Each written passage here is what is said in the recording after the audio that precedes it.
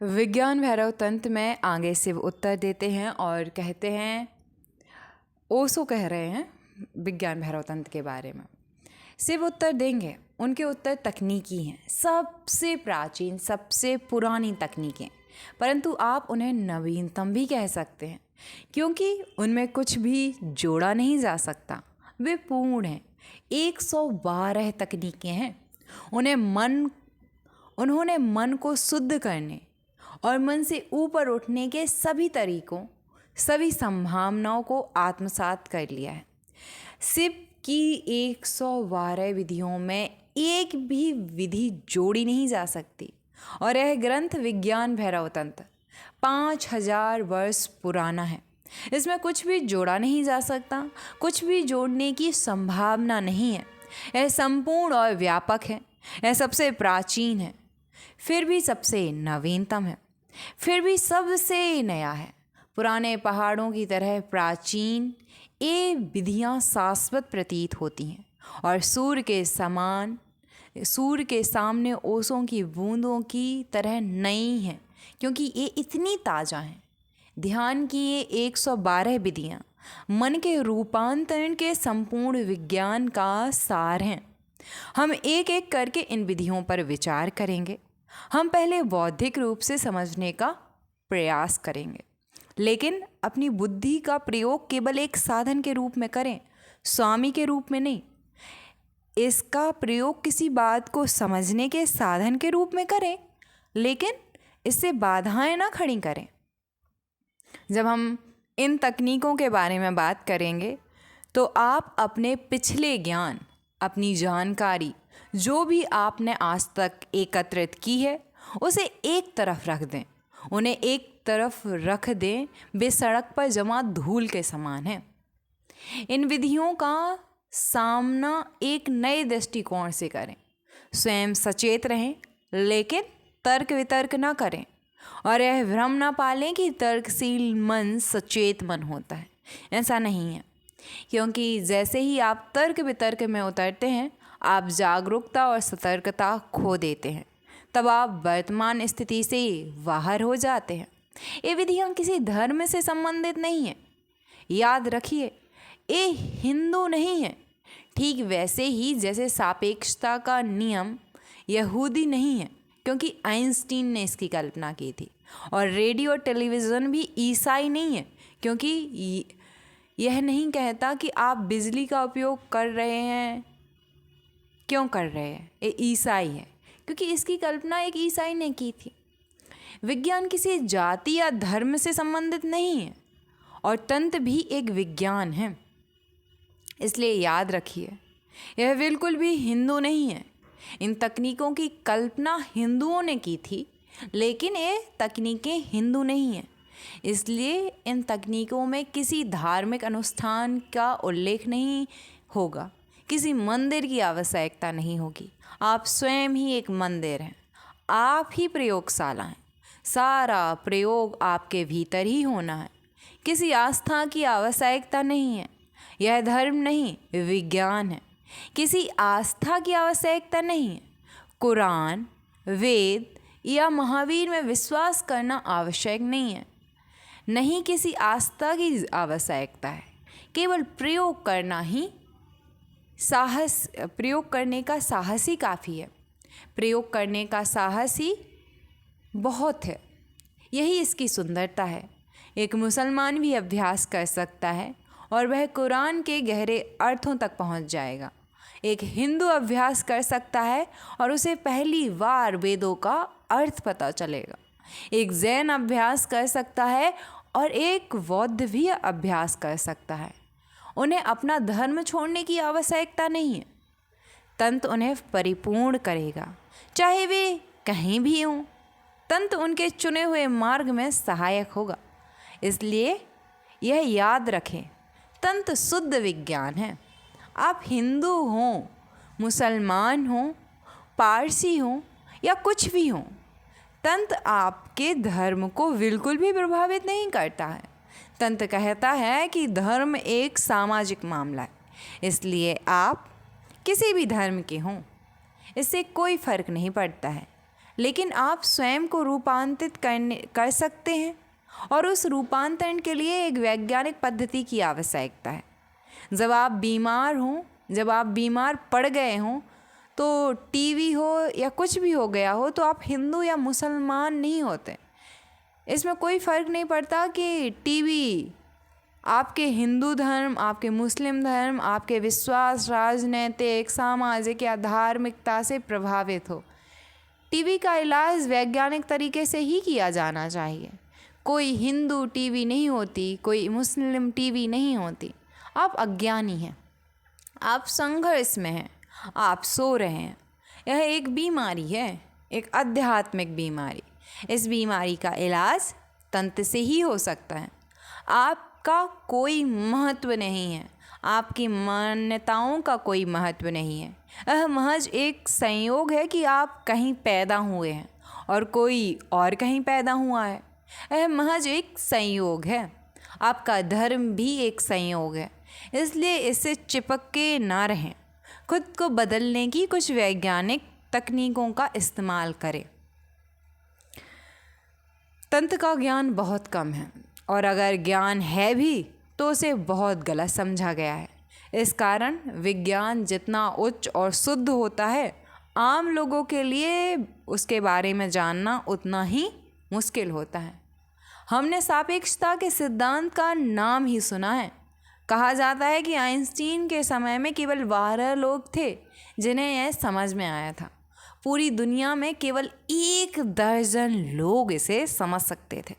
Albert Einstein के लिए इसे किसी को समझाना, इसे बोधगम्य बनाना कठिन था, क्योंकि वह इतना ऊंचे स्तर का था कि समझ से परे था। लेकिन इसे समझा जा सकता है, इसलिए तकनीकें गणितीय ज्ञान की आवश्यकता होती है, प्रशिक्षण की आवश्यकता होती है, और फिर इसे समझा जा सकता है। लेकिन तंत्र अधिक कठिन है, क्योंकि कोई प्रशिक्षण इसमें सहायक नहीं होता। केवल रूपांतरण ही सहायक हो सकता है। यही कारण है कि तंत्र कभी भी आम लोगों की समझ में नहीं आ सका है, और ऐसा हमेशा होता है कि जब किसी चीज़ को समझा नहीं जाता तो कम से कम उसको गलत तो समझ ही लिया जाता है, क्योंकि तब आप महसूस कर सकते हैं कि ठीक है, मैं समझ गया। आप केवल खालीपन में नहीं रह सकते। दूसरे, जब आप किसी चीज़ को समझ नहीं पाते तो आप उसकी निंदा करते हैं, बुराई करते हैं, क्योंकि वह आपको अपमानित करती है। आप उसे समझ नहीं सकते, आप उसे समझ पाने योग्य नहीं है। यह असंभव है, उस चीज़ में ही गड़बड़ी होनी चाहिए।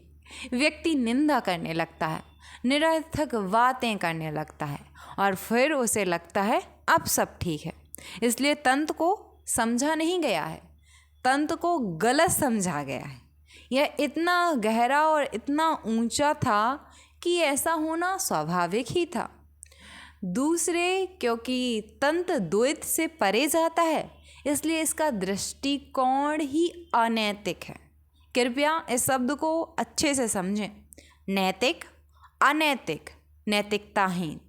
हम नैतिकता को समझते हैं, हम अनैतिकता को समझते हैं, लेकिन अगर कोई चीज़ अनैतिक हो, दोनों से परे हो, तो समझना मुश्किल हो जाता है। तंत्र अनैतिक हैं, इसे इस तरह से देखें, एक औषधि अनैतिक है।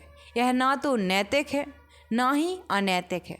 अगर आप इसे चोर को देंगे तो उसकी भी मदद करेगी, और अगर आप इसे संत को देंगे तो उसको भी मदद करेगी। यह चोर और साधु के बीच में भेद नहीं कर सकती। दवा यह नहीं कह सकती कि यह चोर है इसलिए मैं इसको मार डालूंगी, और यह संत है इसलिए मैं इसकी मदद करूँगी। दवा एक वैज्ञानिक वस्तु है। आप चोर होना या संत होना अप्रासंगिक हो जाता है। तंत्र अनैतिक हैं। तंत्र कहते हैं कि नैतिकता की कोई आवश्यकता नहीं है, किसी विशेष नैतिकता की आवश्यकता नहीं है। इसकी विपरीत आप अनैतिक हैं, क्योंकि आपका मन बहुत विचलित है। इसलिए तंत्र यह शर्त नहीं रखता कि पहले आप नैतिक बने फिर आप तंत्र का अभ्यास करें। तंत्र कहते हैं शब्द ही ये वाक्य ही वेतुका है। कोई बीमार है, बुखार से पीड़ित है और डॉक्टर आकर कहे पहले अपना बुखार उतारो, पहले पूरी तरह स्वस्थ हो जाओ, तभी मैं तुम्हें दवा दे सकता हूँ। यही हो रहा है। एक चोर एक संत के पास आता है और कहता है मैं चोर हूँ, मुझे ध्यान करने का तरीका बताइए। संत कहते हैं पहले अपना पेशा छोड़ दो। चोर रहते हुए तुम ध्यान करने की सोच भी कैसे सकते हो? तुम ध्यान कैसे कर सकते हो? एक शराबी आता है और कहता है मैं शराबी हूँ, मैं ध्यान कैसे कर सकता हूँ? मैं शराबी हूँ, मैं ध्यान कैसे कर सकता हूँ? संत कहते हैं पहले शर्त यह है कि शराब छोड़ दो, तभी तुम ध्यान कर सकते हो। इस शर्त आत्मघाती हो जाती है। वह व्यक्ति शराबी है, चोर है या अनैतिक है क्योंकि उसका मन अशांत है, वो बीमार है। ये बीमार मन के प्रभाव हैं, परिणाम हैं, और उसे कहा जाता है पहले स्वस्थ हो जाओ फिर ध्यान कर सकते हो। लेकिन फिर ध्यान की क्या ज़रूरत है? लेकिन फिर ध्यान की ज़रूरत किसे है? ध्यान एक औषधि है, यह एक दवा है। तंत्र अनैतिक है। यह आपसे यह नहीं पूछता कि आप कौन हैं, आपका मनुष्य होना ही काफ़ी है।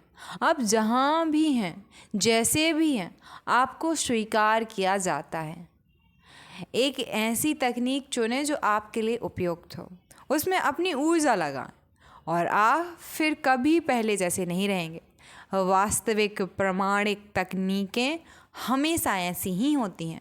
अगर मैं पूर्व शर्त लगाता हूँ तो यह दिखता है कि मेरी तकनीकें नकली हैं। मैं कहता हूँ पहले ये करो और फिर वह मत करो, फिर वह, और ये असंभव शर्तें हैं क्योंकि एक चोर अपनी वस्तुएं बदल सकता है लेकिन वह गैर चोर नहीं बन सकता। एक लालची व्यक्ति अपने लालच के लक्ष्य को बदल सकता है लेकिन वो लालच मुक्त नहीं हो सकता। आप उसे विवश कर सकते हैं या वह स्वयं लालच मुक्त होने का प्रयास कर सकता है, लेकिन यह भी केवल एक प्रकार का लालच ही है। यदि स्वर्ग का वादा दिया जाए तो वह लालच मुक्त होने का प्रयास भी कर सकता है, लेकिन यह लालच की पराकाष्ठा है। स्वर्ग, मोक्ष, सच्चिदानंद, अस्तित्व, चेतना, आनंद, ये सभी उसके लालच के लक्ष्य होंगे। तंत्र कहते हैं कि आप मनुष्य को तब तक नहीं बदल सकते जब तक आप उसे परिवर्तन करने के प्रामाणिक तरीके ना सिखाएं। केवल उपदेश देने से कुछ नहीं बदलता, और यह आप पूरी दुनिया में देख सकते हैं। तंत्र जो कुछ भी कहता है वह पूरी दुनिया में लिखा हुआ है। इतना उपदेश, इतनी नैतिकता का पाठ, इतने पुजारी, इतने उपदेशक, पूरी दुनिया उनसे भरी पड़ी हुई है, फिर भी सब कुछ इतना करूप, इतना अनैतिक कैसे है? ऐसा क्यों हो रहा है? यही स्थिति तब भी होगी जब आप अपने अस्पताल उपदेशक को दे देंगे। वे वहाँ जाएंगे और उपदेश देना शुरू कर देंगे और वे बीमार व्यक्ति को यह महसूस कराएंगे कि तुम दोषी हो, तुमने यह बीमारी पैदा की है और इस बीमारी को ठीक करो। अगर उपदेशक को अस्पताल दे दिया जाए तो अस्पताल की क्या हालत होगी? वही जो पूरी दुनिया की हालत है। उपदेशक उपदेश देते हैं, वे लोगों से कहते हैं गुस्सा मत करो, बिना कोई तरीका बताएं। और हमने यह शिक्षा इतने लंबे समय तक सुनी है कि हम कभी यह सवाल नहीं उठाते कि आप क्या कर रहे हैं, मैं गुस्से में हूँ, और आप बस कहते हैं गुस्सा मत करो। यह कैसे संभव है? जब मैं गुस्से में होता हूँ तो इसका मतलब है कि मैं गुस्से में हूँ, और आप मुझसे कहते हैं गुस्सा मत करो। तो मैं बस खुद को दबा सकता हूँ, लेकिन इससे और अधिक गुस्सा उत्पन्न होगा, और अधिक क्रोध उत्पन्न होगा, इससे अपराध बोध उत्पन्न होगा। क्योंकि यदि मैं बदलने का प्रयास करूं और स्वयं को ना बदल पाऊं तो इससे हीनता का भाव उत्पन्न होता है। इससे मुझे अपराध बोध होता है कि मैं अक्षम हूँ, मैं अपने क्रोध पर विजय प्राप्त नहीं कर पाता हूँ। विजय प्राप्त कर नहीं सका।